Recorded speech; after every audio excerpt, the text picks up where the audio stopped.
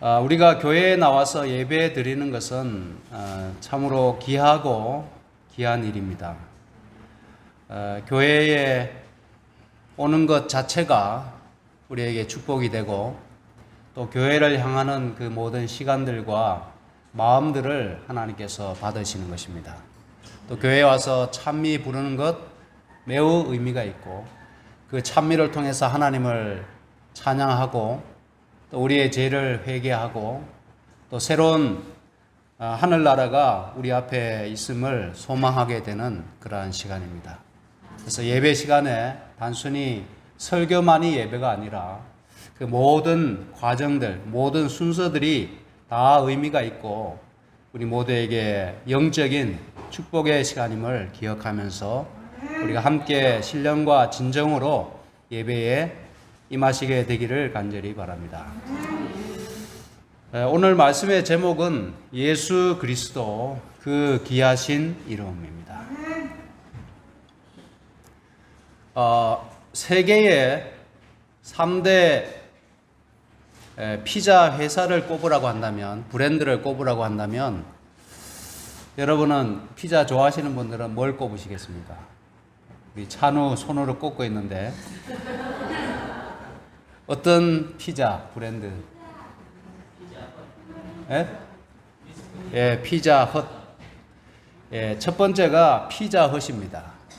피자헛이 피자 회사 중에는 가장 유명한 브랜드 있는 그런 회사입니다. 그런데 이 피자헛은 다양한 메뉴를 판매 전략으로 삼았다고 합니다.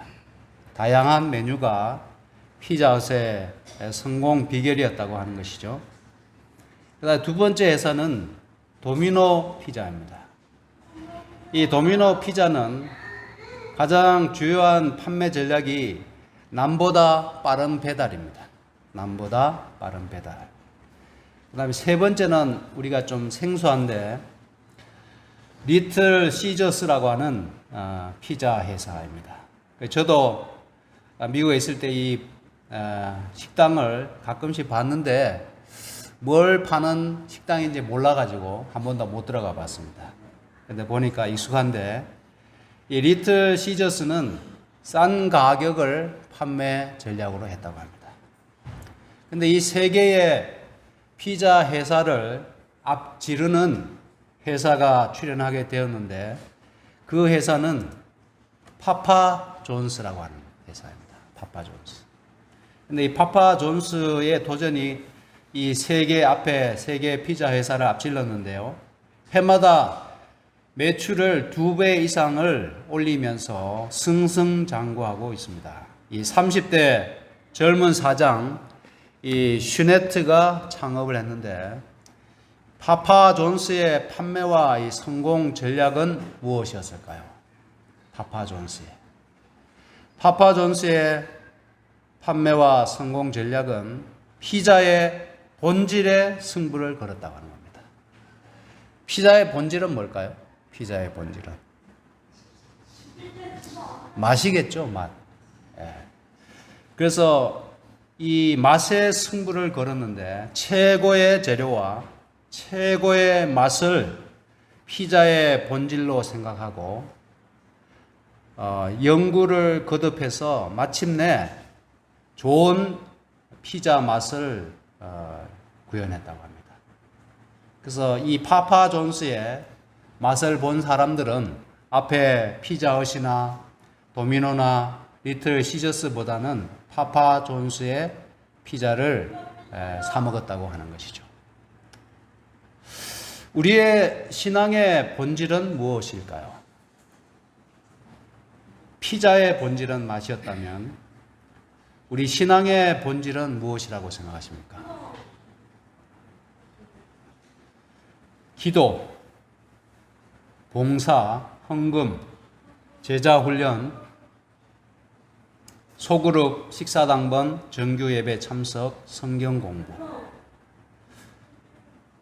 하나같이 다 중요한 것들이죠. 중요한 것들이지만은 이것을 가리켜서 신앙의 본질이라고 하기에는 좀 부족합니다. 그래서 우리의 신앙의 본질은 무엇일까? 우리 강 집사님 어떻게 생각하십니까? 예. 맨 앞자리에 앉으셔서 정답을 잘 말씀해 주셨습니다. 사도 바울의 고백과 경험에서 우리의 신앙의 본질을 발견할 수가 있습니다. 사도 바울은 제가 앞에서 여러 기도나 봉사나 제자 훈련이나 여러 것들을 언급했지만은 신앙에 있어서 중요한 어떤 그런 활동들을 언급했지만은 바울도 그러한 면에 있어서는 매우 뛰어난 사람이었다고 하는 것이죠. 그래서 자기를 가리켜서 나도 육체를 신뢰할 만하니, 즉 자기가 어떤 아주 본질적이지는 않지만은 그래도 신앙을 위해서 하나님을 섬기는 데 있어서 중요한 것들을 남들보다 최선을 다해서 열심히 했다고 하는 것입니다. 8일 만에 할례를 받고 이스라엘 족속이고 베냐민 지파이면서 히브리인 중에 히브리인이요 율법으로는 바리새인이요 율법의 의로는 흠이 없는 자라고 얘기했습니다. 그래서 율법에 있어서도 정통하고 율법을 매우 열심히 지키는, 수행하는 그런 인물이었습니다. 또 본인이 생각했을 때는 나사렛 예수가 이단이라고 생각했기 때문에 그 나사렛 예수의 신봉자들을 핍박하는데 그는 목숨을 걸고 열심히 핍박을 했다고 하는 것입니다. 근데 예수를 만난 이후에 그의 신앙의 본질이 무엇인가, 신앙에 있어서 가장 중요한 것이 무엇인지에 대한 생각이 완전히 바뀌게 되었습니다. 무엇이든지 내게 유익하던 것을 내가 그리스도를 위하여 다 해로 여길 뿐더러 모든 것을 해로 여김은 내 주 그리스도 예수를 아는 지식이 가장 고상함을 인함이라. 그에게 있어서 가장 우선순위가 되고 가장 본질적인 것이 예수 그리스도로 바뀌었다는 것입니다. 예수를 아는 지식이 가장 고상하다는 사실을 그가 발견하게 되었다는 것이죠. 내가 그를 위하여 모든 것을 잃어버리고 배설물로 여김은 그리스도를 얻고 그 안에서 발견되려 함이니, 그리스도를 얻을 수 있다면 또 내가 그리스도 안에 있고 그리스도께서 내 안에 계시다는 사실을 발견하는 것이야말로 그 무엇보다도 고상하고 귀한 것임을 그가 깨달았다는 것입니다. 예수님에 대해서 모르는 분이 계십니까? 예수에 대해서 모르는 분이 여기 계시는가요? 성경은 예수 그리스도가 우리의 신앙에 있어서 얼마나 중요한 분이신지를 말씀했습니다. 아들이 있는 자에게는 생명이 있고 하나님의 아들이 없는 자에게는 생명이 없느니라. 여기서 말씀하는 생명은 영생을 가리킵니다. 우리가 지금 다 살아있는 것 같지만은 우리 중에는 이미 영생에 들어간 자도 있고 그렇지 못하신 분들도 있다는 사실입니다. 그 기준은 뭔가 하면 아들이 있는 자에게는 생명이 있다는 것이죠. 아들이 있는 자. 그러나 마음에 아들이 없는 자에게는 살았다 하는 이름은 가졌지만은 실제로는 죽은 자라고 성경은 말씀하고 있습니다. 사도행전 4장에는 다른 이로서는 구원을 얻을 수 없나니 천하 인간의 구원을 얻을 만한 다른 이름을 우리에게 주신 일이 없습니다. 여기서 말씀하는 유일한 이름, 유일한 구원의 통로는 바로 예수 그리스도이심을 강조하고 있습니다. 세상에 수많은 종교가 있고 또 수많은 신들이 있지만은 그 모든 신들이 하나님께서 보실 때 그들은 아무 의미가 없고 실제로는 존재하지 않는 가짜 신이라고 하는 것입니다. 한 말씀 더 보겠습니다. 너희가 믿음에 있는가 너희 자신을 시험하고 너희 자신을 확증하라. 예수 그리스도께서 너희 안에 계신 줄을 너희가 스스로 알지 못하느냐. 그렇지 않으면 너희가 버리운 자니라 라고 말씀했어요. 여러분은 어떻게 생각하십니까? 여러분 안에 그리스도께서 계시다는 사실을 스스로 알고 계십니까? 어떠십니까? 이 말씀의 의미가 뭘까요? 단순히 내가 내 자신을 생각할 때 내 안에 예수께서 계신 것 같기도 하고 또 그렇지 않은 것 같기도 하십니까? 어떻습니까? 제가 이 말씀을 주석을 좀 들여다봤는데요. 이 말씀의 의미는 너희 생애에서 그분의 완전한 생애의 원칙대로 살아야 할 줄을 알지 못하느냐 이런 뜻입니다. 예수 그리스도께서 너희 안에 계신 줄을 너희가 스스로 알지 못하느냐 이 말씀의 의미는 우리의 생애 가운데 예수의 완전한 생애의 원칙대로 살아야 할 줄을 알지 못하느냐 이런 뜻입니다. 그 얘기는 우리의 삶이 결국에는 예수의 생애의 원칙대로 살아가느냐 그렇지 않느냐에 따라서 우리가 구원을 받은 자일 수도 있고 그 다음에 버리운 자일 수도 있다고 말씀합니다. 우리가 믿음에 있는가 우리 자신을 시험하고 확증하라고 말씀했는데 그것은 무엇으로 판단되고 평가되는가 하면 우리의 생애를 돌아보면 알 수 있다는 것입니다. 우리의 생애를 보면. 오늘 주보 가지신 분들은 한번 뒤에 칼럼 부분을 한번 보시기 바랍니다.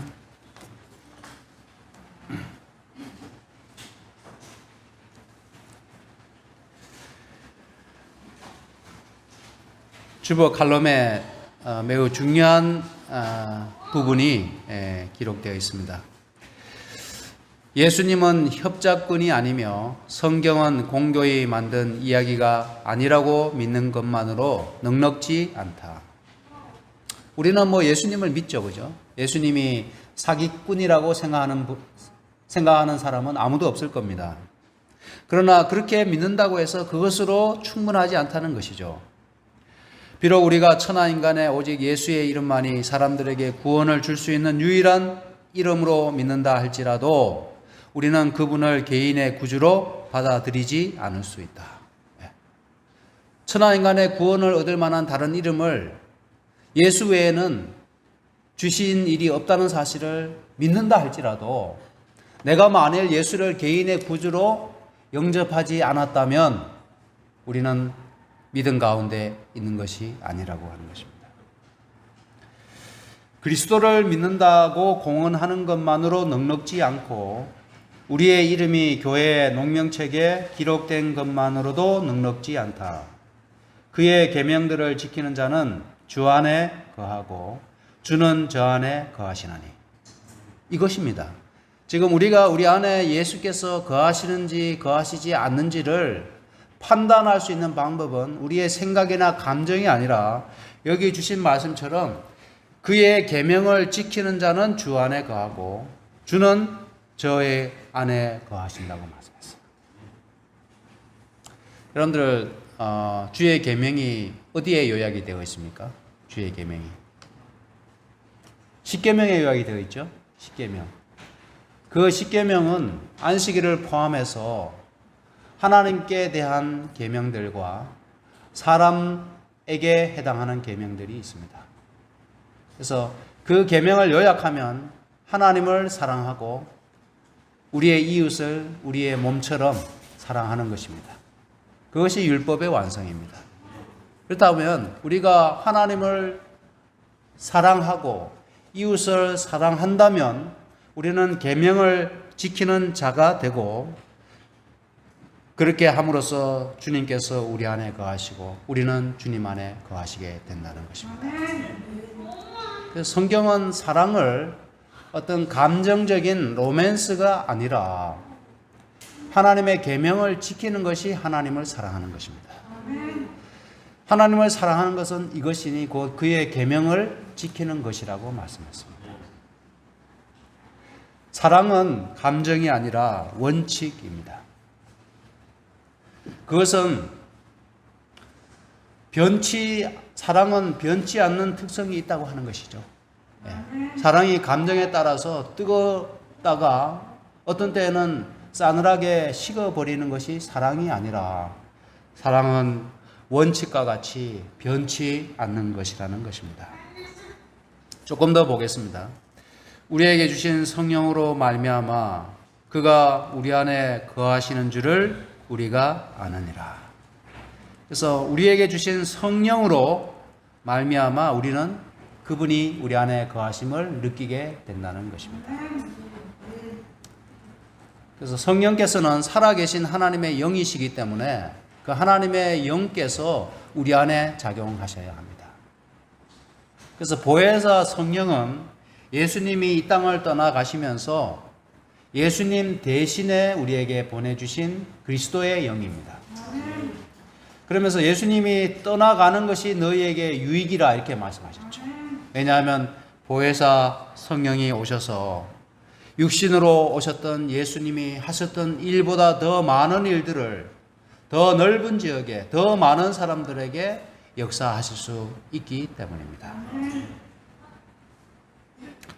우리가 그의 계명을 지키면 이로써 우리가 저를 아는 줄로 알 것이요 라고 말씀했어요. 그래서 우리가 하나님을 안다고 하는 것은 그의 계명을 지킴으로써 하나님을 아는 것입니다. 예수님이 이 땅에 오실 때 많은 사람들에게 이렇게 말씀하시죠. 내가 너희를 도무지 알지 못하니 불법을 행하는 자들아 내게서 떠나가라 이렇게 말씀하시죠. 그래서 아는 것하고 계명을 지키는 것하고 직접적인 관련이 있다는 것입니다. 하나님이 어떻게 우리를 모르실 수가 있습니까? 근데 마태복음 25장에 보면 내가 너희를 도무지 알지 못한다고 말씀하셨습니다. 불법을 행하는 자들아 다 내게서 떠나가라 이렇게 말씀하시죠. 그래서 불법을 행한다고 하는 것은 하나님의 계명을 지키지 않는 것이 불법입니다. 마지막 말씀입니다. 이것이 참된 거듭남의 증거이다. 우리가 어떠한 공헌을 하든지 간에 우리의 옳은 행실로 그리스도를 드러내지 않을 것 같으면 그 공헌은 아무 소용이 없다. 우리가 하나님을 믿노라고 신앙 고백하는 것, 공헌하는 것은 우리의 옳은 행실로 그리스도를 드러내지 않으면 아무 소용이 없다는 것입니다. 입으로 하는 사랑 고백이 아무 소용이 없다는 것이죠. 우리가 옳은 행실로 하나님의 계명을 지키면서 하나님을 섬기고 이웃들을 사랑하지 않는 한 그 모든 것들이 아무 의미가 없고 참된 구원으로 이끌어주지 못한다고 말씀하는 것입니다. 로마서 8장 11절에는 매우 놀라운 말씀이 있습니다. 예수를 죽은 자 가운데서 살리신 이의 영이 너희 안에 거하시면 너희 안에 거하시는 그의 영으로 말미암아 너희 죽을 몸도 살리시리라. 우리가 부활하게 되는 것은 우리 안에 하나님의 생명의 성령께서 거하심으로 그렇게 된다고 하는 것입니다. 예수를 죽은 자 가운데서 살리신 이의 영이 우리 안에 거하시면 우리도 그분의 영으로 말미암아 우리의 죽을 몸이 다시 살아나게 된다고 말씀합니다. 이것은 하나의 법칙이고 구원의 과학입니다. 우리 스스로의 노력이나 그리스도 없이, 그리스도의 영이 없이 우리가 온전히 변화되는 것은 불가능한 일입니다. 그것은 불가능한 것을 도전하는 것입니다. 우리의 유일한 희망은, 우리의 신앙의 참된 본질은 예수 그리스도께서 그의 영으로 말미암아 우리 안에 거하시도록 하는 것입니다. 그분이 우리 안에 거하시도록 하는 유일한 방법은 그분의 계명을 지키는 것이라고 말씀하고 있습니다. 이제 말씀을 오늘은 좀 짧게 하려고 하는데요. 그러면 구체적으로 우리가 어떻게 해야 할까요? 첫 번째, 예수님을 더 깊이 알아야 되겠습니다. 예수님. 지금까지 남을 통해서 피상적으로 들어서 알고 있는, 그냥 풍월로 들어서 알고 있는 것 말고, 내가 말씀을 통하여, 성령의 역사하심을 통하여 내가 깨닫고 느끼게 된 바로 그 예수에 대한 지식을 더 깊이 해야 되겠습니다. 참된 그리스도인은 집단적으로만 하나님을 예배하는 자들이 아닙니다. 우리가 안식일을 통해서 함께 예배를 드리면서 하나님 연전에 나오지만은 한편으로 또 개인적으로 하나님을 독대하는 시간이 반드시 있어야 합니다. 그러한 시간을 갖지 않는 자들은 그리스도를 깊이 알기가 참으로 어렵습니다. 개인적으로 기도를 통해서, 말씀을 통해서 홀로 하나님 앞에 서는 시간을 꼭 갖게 되시기를 바랍니다. 하나님께서 그럴 때 임재하시고 당신을 여러분 각자에게 나타내시는 것입니다. 그분이 살아계시고 영으로 역사하시기 때문에 영적인 존재인 우리에게 다가오시는 것입니다. 두 번째로, 예수님을 더 열심히 믿어야 되겠습니다. 예수님을 더 열심히 믿어야 되겠습니다. 열심을 낼수록 더 열심할 수 있습니다. 우리가 일하기 귀찮을 때 의지적으로 일을 하고 또 팔을 걷어붙이고 뭔가 어떤 일에 정진하게 되면 우리의 열심이 되살아나게 됩니다. 신앙의 고비가 찾아올 때, 신앙의 어떤 위기가 찾아올 때, 그때야말로 더 열심을 내야 할 순간입니다.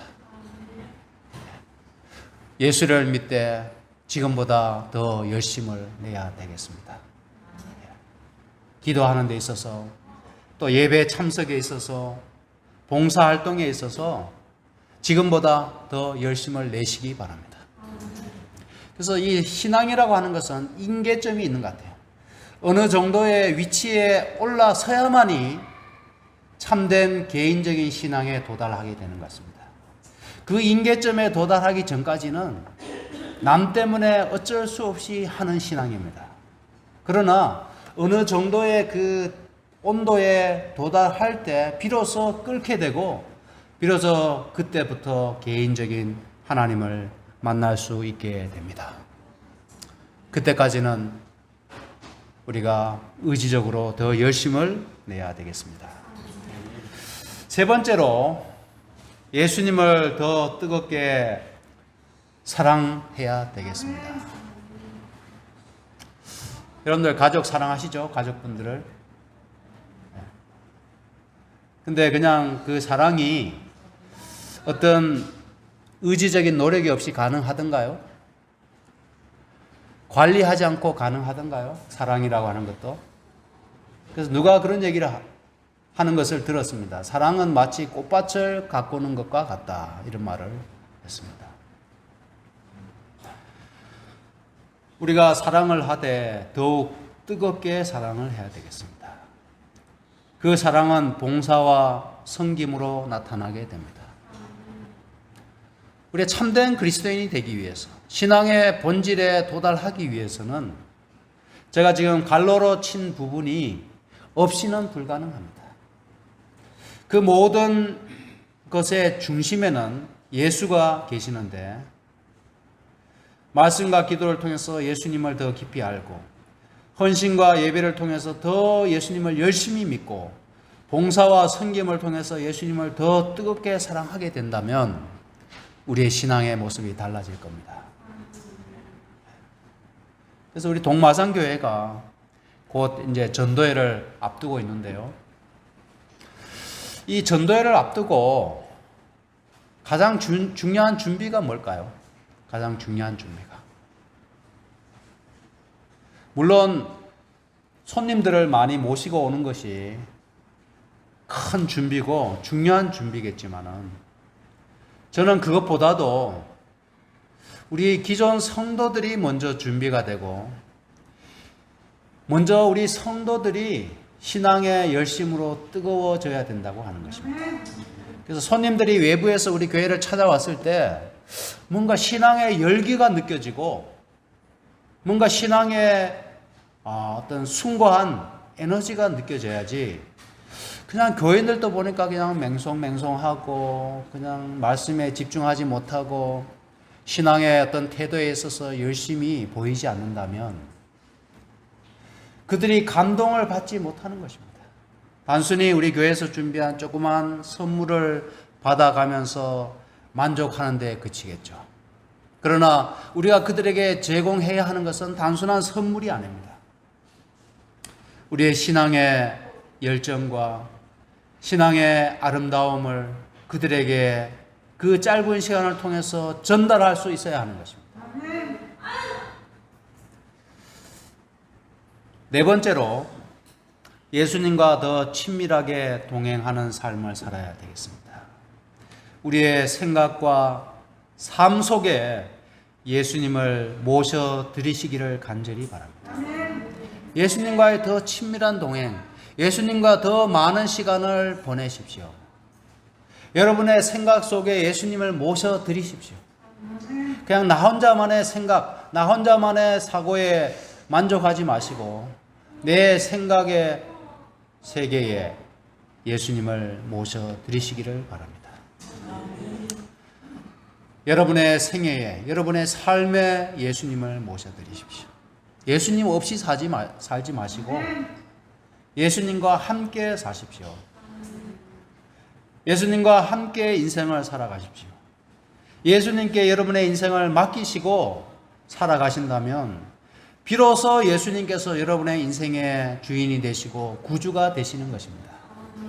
예수님을 믿노라고 하면서 여전히 자신이 자신의 인생의 주인이 되어서 오직 여러분의 생각 속에 자신만이 자리하고 있다면 예수님은 여러분 안에 계시지 않는 것입니다.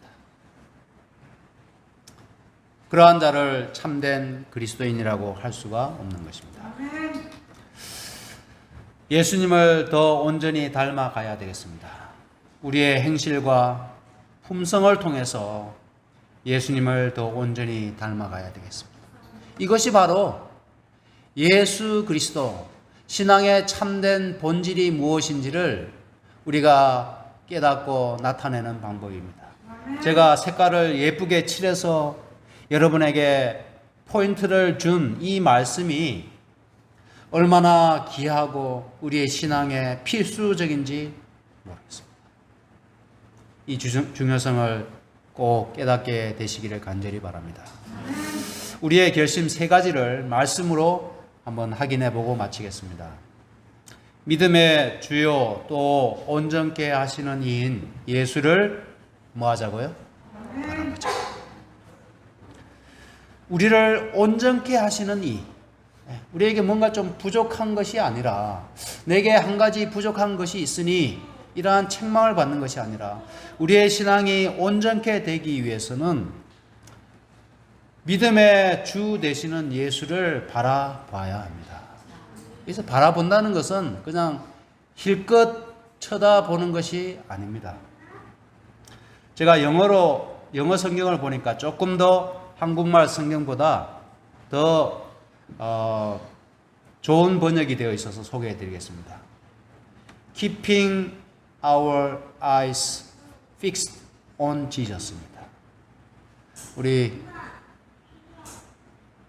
지수 양에게 물어보겠습니다. 은수인가요? 지수인가요? 지수 맞죠? 예. 킵은 뭡니까? 킵은 유지하는 것이죠. 예. 우리의 눈을 예수에게 픽스들은 뭔가 하면 고정시키는 것입니다. 고정시켜서 그것을 꾸준히 유지하는 것입니다. 요즘 하는 말로 누구에게 꽂혔다는 말을 하죠. 눈을 떼지 못하는 상태 있지 않습니까? 누군가를 정말 사랑하고 내가 뭔가 이렇게 그게 하게 되면 눈을 떼지 못하는 그의 아름다움과 매력을 발견하게 됩니다. 우리 사람도 그렇습니다. 하물며 그 아름다우신 이름 예수님에 대하여 우리는 얼마만큼 눈을 떼지 못하고 있습니까?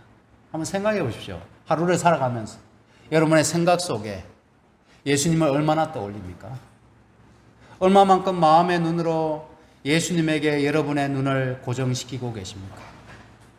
그 생각을 얼마만큼 유지하십니까? 여러분이 아실 겁니다. 잘 아실 겁니다.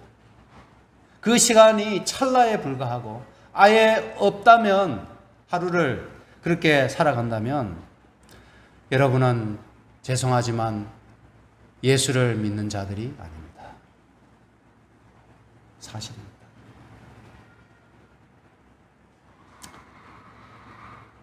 예수를 바라봐야 되겠습니다. 속절없고 점과 흠투성인 우리 자신을 바라보지 마시고 우리의 마음의 관심사, 우리의 마음의 눈으로 예수를 바라보시게 되기를 간절히 바랍니다. 왜 오늘날 현대인들이 많은 우울증과 자존심이 낮아서 늘 힘들고 절망에 빠져 있는가?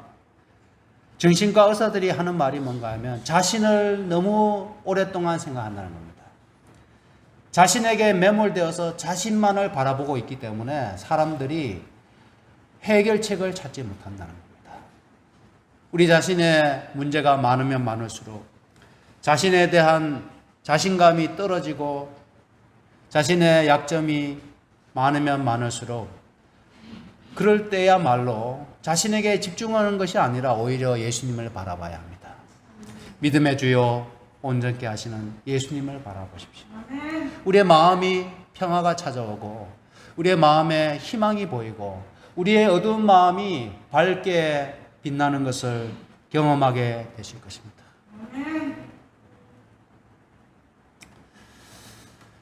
두 번째 우리의 결심은요. 너희 안에 이 마음을 품으라 곧 그리스도 예수의 마음이니. 저는 이 말씀이 엄청나게 중요하다고 생각합니다. 우리의 마음에 누구의 마음을 품고 살아가는가 하는 것은 우리가 어떤 결과를 내는 삶을 사는가를 결정합니다. 앞에서 말씀드렸던 것처럼 자신만을 바라보고 자신만을 생각하며 그렇게 마음에 자신을 품고 살아가는 자는 결국에는 실망과 좌절을 경험할 수밖에 없습니다. 그러나 생명의 근원이시고 우리의 구원을 가져다 주시며 진리이신 예수를 마음에 품고 살아가는 자에게는 영생과 구원의 기쁨이 나타나게 됩니다. 사실이지 않습니까, 여러분? 우리가 항상 미움과 어떤 부정적인 생각들을 마음에 품고 하루만 살아보십시오. 여러분의 머리가 아파서 깨질 겁니다. 그러나 우리의 생각 속에 예수님의 마음을 품고 예수님을 생각하고 오히려 남을 위하여 생각하는 그러한 마음을 품고 하루를 살아간다면 나 자신에게 향한 관심을 남에게로 돌린다면 우리의 인생이 달라질 겁니다. 우리 자신을 내려놔야 합니다. 우리 자신을 이제는 덜 생각하고 자신에 대한 관심을 이제는 좀 줄여야 되겠습니다. 그렇지 않는다면 우리에게는 희망이 없습니다.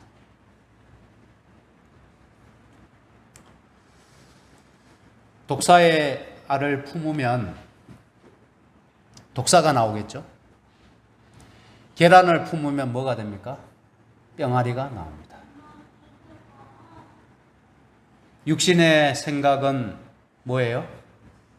사망이요.